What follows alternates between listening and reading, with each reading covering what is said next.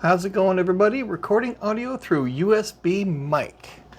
I'm using my phone right now because my Panasonic VX3 camcorder that I just bought, that I love, it takes like 2 hours to upload a video. Whereas when I use the CX405 camcorder, it only took like 5 minutes. So I got to figure out what I'm doing wrong with the settings. This is all the coin show stuff I got today, and now I'm going to go over what I got from West Michigan Jewelry Exchange. VJ, he's a friend of mine. He's over in Switzerland right now, so if you go in, he won't be there. But he's concentrating more on bullion now. It was mainly just jewelry, and then just a little bit of generic bullion.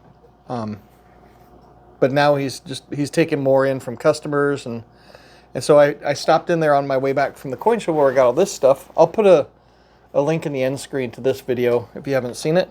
And on my way back over to the east side of Grand Rapids, I stopped by his house, or not his house, his shop on 44th and Division, and picked up some silver bars. And the first one is this 1974 Crabtree Mint Bar. It's got a hole drilled in it, which I didn't notice at the time. I just grabbed 9 vintage bars because that's all the money I had left after going to the coin show.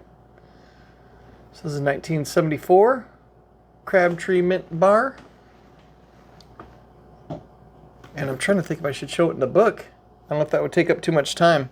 There was a few things that were pretty cool. I'll see if I can look up a couple for you. Then we got a 73 Thanksgiving bar from Madison Mint. This one flips like a coin, so it's got the upside down reverse when you flip it this way, book-wise. But this is in beautiful shape. Next item I got a shout out to Bob Wojciechowski, who sent me a one of these. It's on the backside. It's divisible in half, so 2 half ounces, making this full troy ounce from California Crown Mint. This one I found at West Michigan Jewelry Exchange, and this is my only 1/4 ounce divisible bar. I've been looking for one of these forever. I'd mentioned that, and I wanted any divisible trade unit bar, and Bottom Gun Bob sent me the one that's divided in half, so I get 2 half ounces. So now I have the last one, the one that's divided into 1/4 ounces, which I thought was cool. These were all $37.50. Spot price right now is $36, so it's a $1.50 over spot. Not too bad, especially for vintage stuff, which is worth more than just the silver weight. Some people don't agree, but it is what it is. The vintage stuff does have a higher premium normally on the secondary market. So he's been getting some stuff in from his customers. San Diego Zoo, and this is a United States Silver Corporation bar. Coin Sense and Nonsense is very familiar with this one because I think he's got the same one, and I think he mentioned he'd been to San Diego Zoo before. I can't remember. I might have just made that up completely and completely lied. So you'd be the judge of that. Next item I got was just a commercial bar, Deke Pereira, and this one's made by Metal Arts.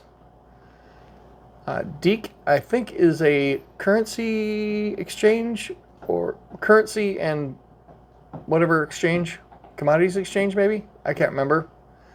I should have done more research, but they've had several different people make their bars. This one's made by Metal Arts, and I think Metal Arts was from Rochester, New York. It's got a serial number on the back. Deke Pereira. These are pretty collectible bars. They don't have a high value, but they're worth more than your average bar. This next one I can't find any information on, so maybe I need to tag all you vintage guys, or most of you vintage guys watch my stuff already, but this is a silver bowl, which this side I'm not a big fan of, kind of pedestrian as far as the artwork, but it's from Toledo Coin Exchange. I don't know anything about Toledo Coin Exchange. The font and the placement of the text leads me to believe it's a Silvertown product, just the way it's laid out. Instead of having Winchester, Nevada, and whatever Silvertown here. They got Toledo Coin Exchange, so maybe I'll check in the book and see if Toledo Coin Exchange is one of their offerings.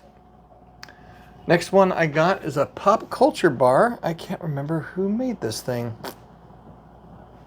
Darn it, I looked it up. This is a Labor Day 1973. Got the maternity ward. What's it say on the bassinet? Is that MSG? Let me try and hold it still.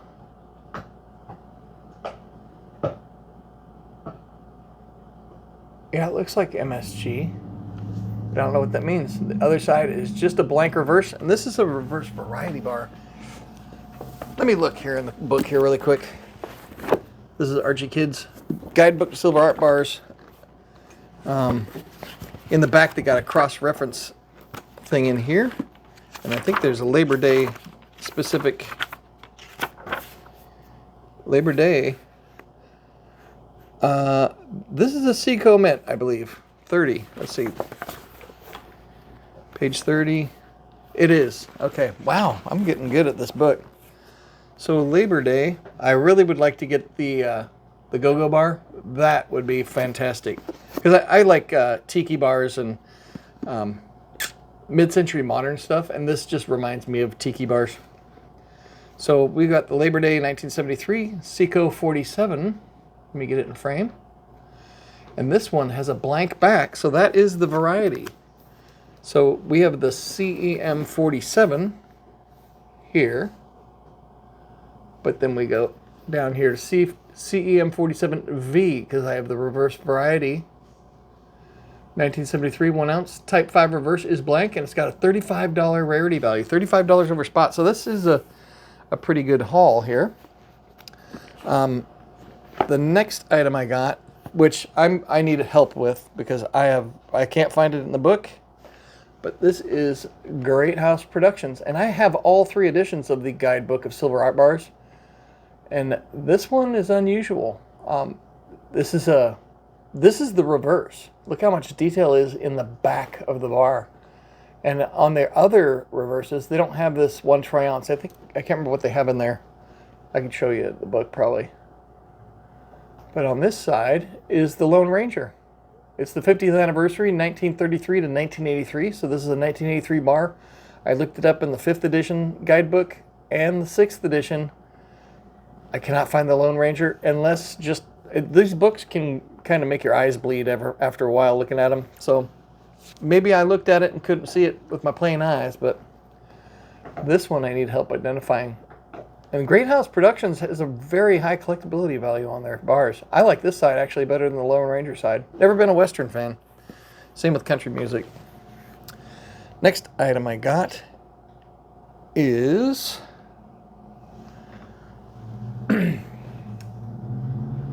this is the reverse.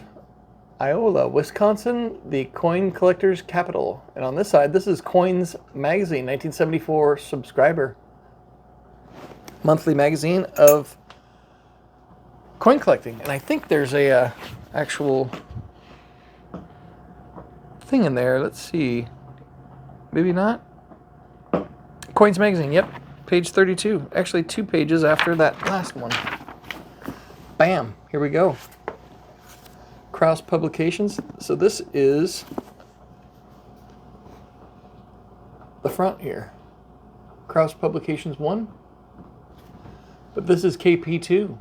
This is the reverse. Coins Magazine right here. KP2. Whoops, let me throw that around. Iola, Wisconsin. Coins Magazine. It's dated 1974. Shown 4,600 made. And a $20 rarity value. That's a pretty sweet pickup, if I don't say so myself. So, anyway, let me know what you guys think. I think that there was more vintage stuff in there. I think I got some screaming deals from West Michigan Jewelry Exchange. I'm a big fan of their company. I actually dropped off a couple stickers to put in their display case, so if you stop by there, see if they're in the display case. I don't know if they put them in there or not. But I really would like information on the silver bar and the silver bull, actually, this Toledo Coin Exchange. I probably should just look in the book and answer my own question, but you guys know a lot about this vintage stuff, and I learn more from the comments than you guys learn from my videos, I think, sometimes. So this thing is super cool, and this thing is in like mint condition, so I'm going to get these in capsules. Actually, I'll probably put most of these in capsules. But anyway, that's my score. 9 bars from West Michigan Jewelry Exchange. $37.50 each. I think normal price is $38, so I got a 50-cent discount because they're used to me going in there and hounding them for vintage stuff. But anyway, let me know what you think. I hope you guys are having an awesome day, and I will see you guys in the next video. Later.